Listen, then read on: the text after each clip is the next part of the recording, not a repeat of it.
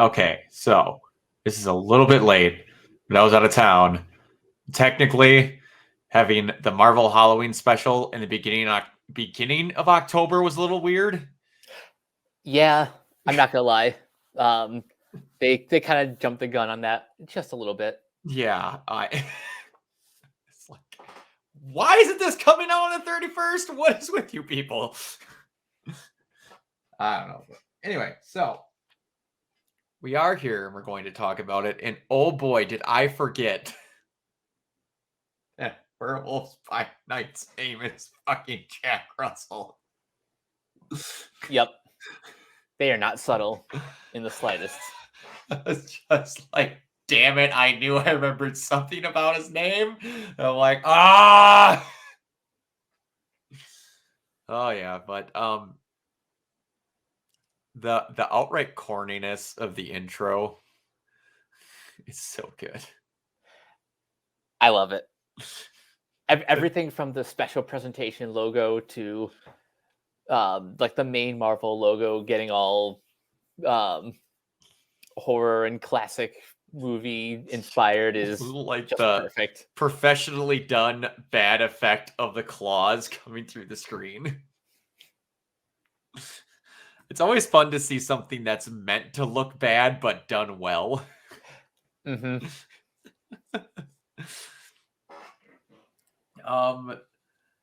The weird thing is, not a lot happens in this. It's very straightforward. You get an introduction of a bunch of, oh boy, I can't wait until you get killed off characters.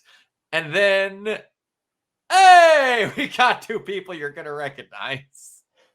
Yep. And then one more later on. But, so I, going into this, knew nothing about Elsa Bloodstone, knew a little bit about Man-Thing, and knew a little bit about Werewolf by Night. Yeah, that's about where I am. I knew very little about the main three characters. Outside of, again, Jack Russell, for those of you that don't get that joke, Terrier. But so, and I forgot about this until I was looking back into Man-Thing. Boy, did Marvel use the ever-living shit out of trying to recreate the super soldier serum. Seriously?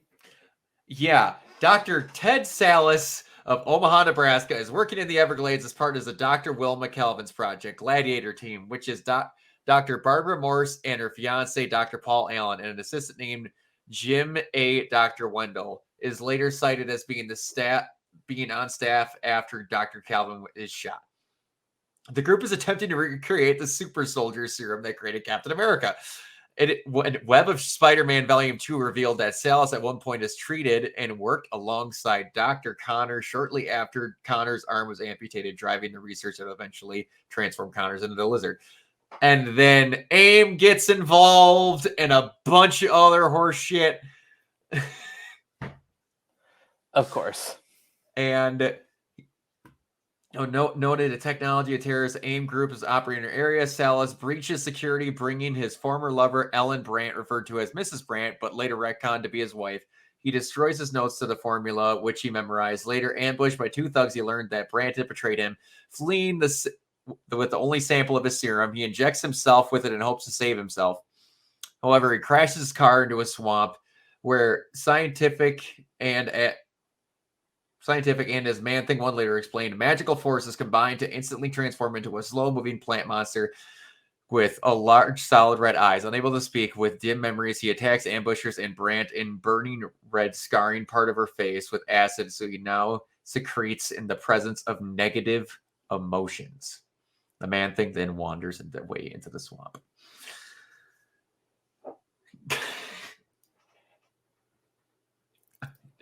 The Comics are weird. Comics are very weird. Weird is a very kind way of putting it. But yeah, so we get the premise that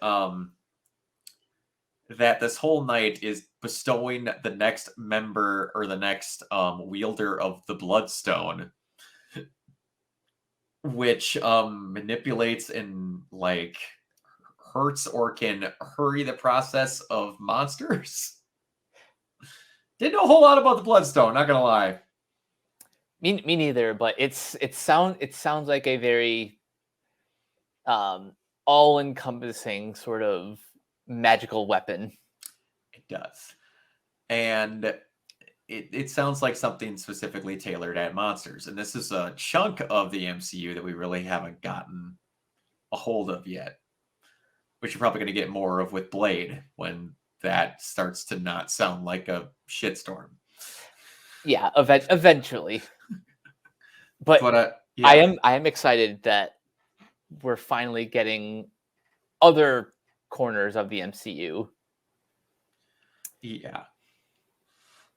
And they make it pretty clear that despite this being like tonally and visually separate from the MCU, it still takes place like within the world, because they have TVA members working with what's her name? Ulysses. Yeah. Ah, crap! I had the IMDb up. Versa. Versa, yeah. Which is weird. Why does she have TVA members there? Just because. Because they hunt monsters with them, I guess. I don't know. But yeah, so we get a couple of cool little fights here and there. Again, people that are meant to be literal no ones. You should not be shocked that magically Elsa gets a stone at the end of it. Also, the only other person in pop culture that I know outside of Frozen named Elsa. And probably one of the coolest. Yeah, she's pretty great. She instantly reminded me of another actress. She reminded me of like a mix of Eva Green and Kristen Ritter. Yes. I see it. Yes, exactly. No, not Eva Green. Game of Thrones chick. I thought of the wrong person. Game of Thrones girl that's in Secret Wars. Oh, Emilia Clarke. Emilia Clarke. And I Kristen see it. Ritter. Yeah, she hit me instantly. But yeah, we find that she's not a hugest fan of her family, but she still wants a stone though. Put it to good use, and the Bloodstone Manor and all of its assets, I guess. Which, man, like again, it's pretty straightforward, but it's like knowing what's all involved here, it's a lot of setup. A lot of things happen around this that they don't tell you about to make this kind of happen, which is cool because it's like we don't care if you don't know. It's mostly just the craft of this that I really enjoyed. Everything from Michael Giacchino's direction and his score is like excellent. I like how they shot this on digital, but then re-scan the footage in film, and then they added the little textures to it. Like you have the cigarette burns every once in a while. Yes. That was a nice touch to make it look old. And then there's all the practical effects, specifically the Man on Thing, Man Thing, which I didn't realize were practical until I saw the set photo or the crew photo, I should say. It was like, what? It's impressive looking. It really is. And the what I want to say, Schindler's List effect, where it was just the stone was red and everything else, and like that little itty bitty touch was great. Yeah, I really like that. It was good. And like I kind of knew, I'll be honest, of where this was going.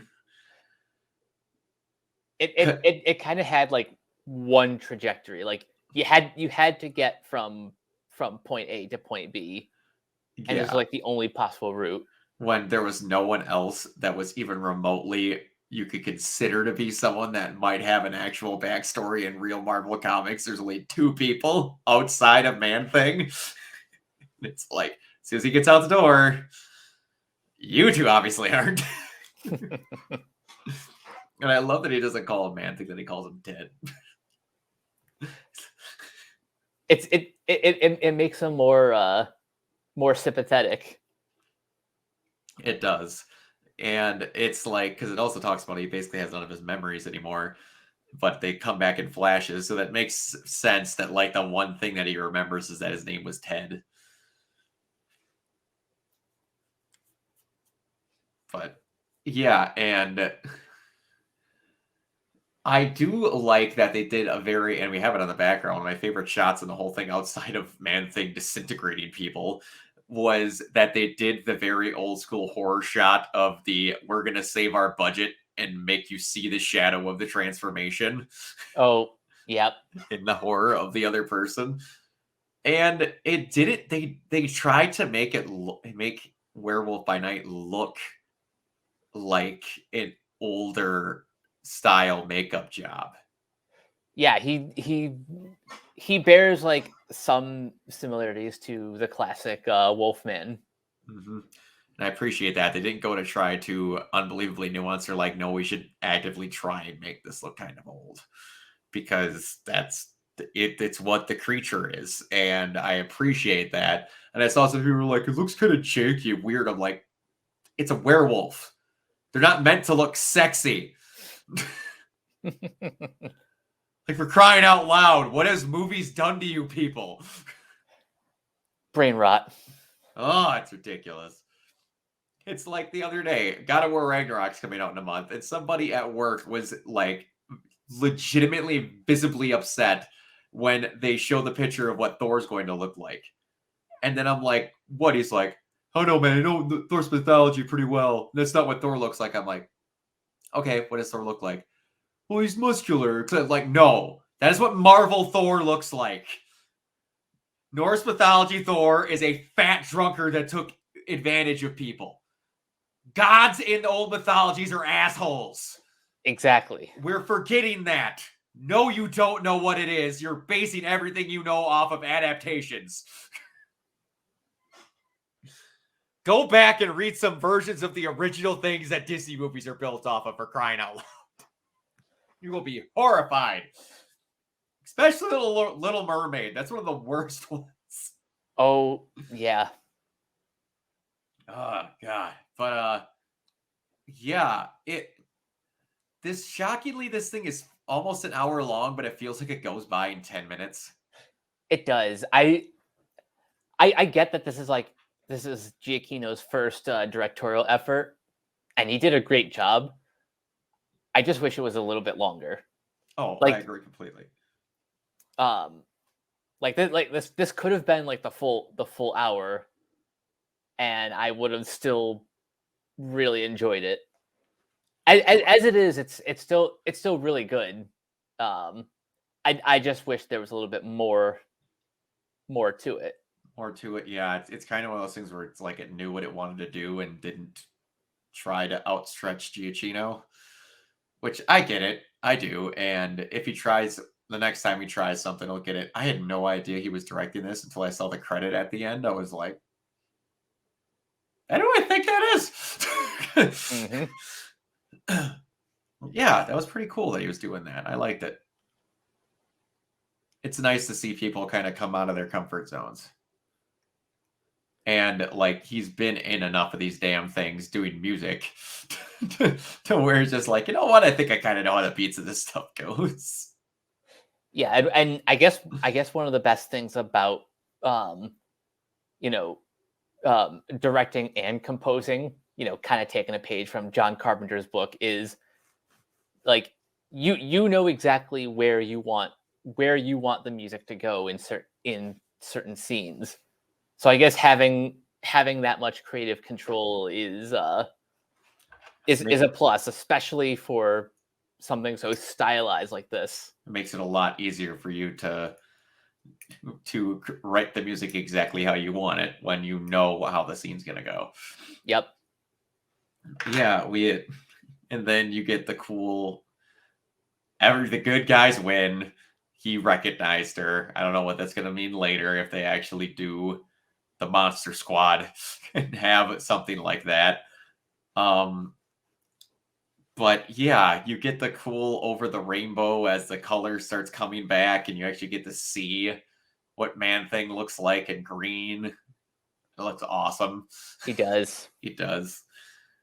I wouldn't mind them trying more stuff in black and white. It's kind of cool to see. It really is. But yeah, I thought it was cool. I thought it was a neat little experiment that they should try more of for Halloween and stuff like that. Just do it for like every holiday. Yeah, like they're gonna have the Christmas special, other things like that. You have enough weirdos that you could do stuff, so especially with Christmas, you could do all sorts of stuff with all sorts of people. It doesn't have to be something super expensive. You can just get one of the actors to come in for like freaking 4 days of shooting, get something done.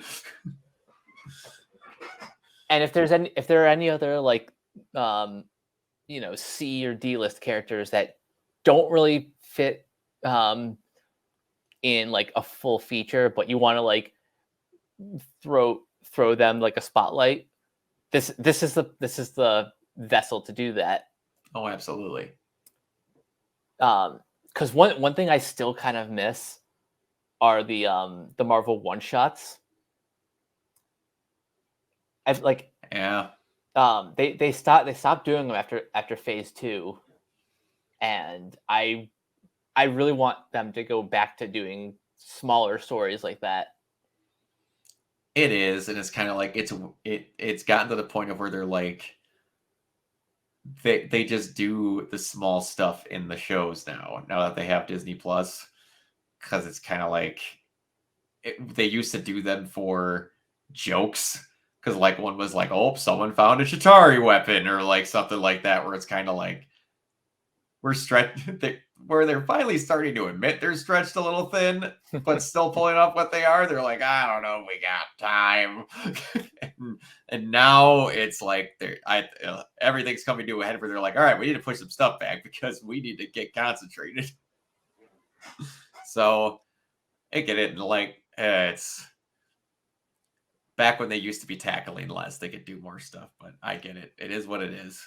But yeah. Either way, they're still doing little stuff like this, and that's what matters. Because again, they get Endgame every month now. So they're not exactly hurting for money. But yeah, it was like we could go through all of this stuff, but like a lot of it was very substantially just leading you towards 2 or 3 moments. And those moments are great. They are. And it's like, okay, cool. That time when that guy got his arm cut off, and like, cool, when they got locked in that tomb for a little bit and talked for 2 minutes and then got out of the tomb. It's like, trying very hard to get away from exact moment by moment stuff, but yeah, it was just all very good. And I look forward to them trying more stuff like this. All right, Mike, where can everybody find you? You guys can find me on Twitter at Captain K42. You can check out my quick thoughts on letterboxd.com/CoachK42. And you can follow Renegade Pop Culture on Facebook and Twitter at Ren Pop Culture. You can also find us on YouTube, on Podchaser, on the Banana Meter. Listen to all of our podcasts on Anchor, Spotify, Apple Podcasts, etc. And last but not least, everything can be found at renegadepopculture.com. You need to escape? So do we. Absolutely. And you can find me everywhere at Organoid Zero. I will be streaming The Last of Us for a little bit more this week, and then I'll be pretty much hitting up Gotham Knights for the rest of the month. I know that wasn't my original plans, but I'm really freaking looking forward to playing Gotham Knights. So, and if it's as good as what I'm starting to hear that it is, I'm going to be pretty much playing it up until God of War comes out. Which, if you're watching this, I'm giving away a digital deluxe edition of it. I'm going to be streaming it on Tuesday at midnight when it comes out. You have to be subscribed and watching at the time in order to be entered for it. I mean it. If you're not subscribed, I don't care if you're watching. I'm that much of a jerk. I put it in the description. It's not hard. $5 1 month to get something $70 for free. It's worth a chance. But all right, we will see you all next time.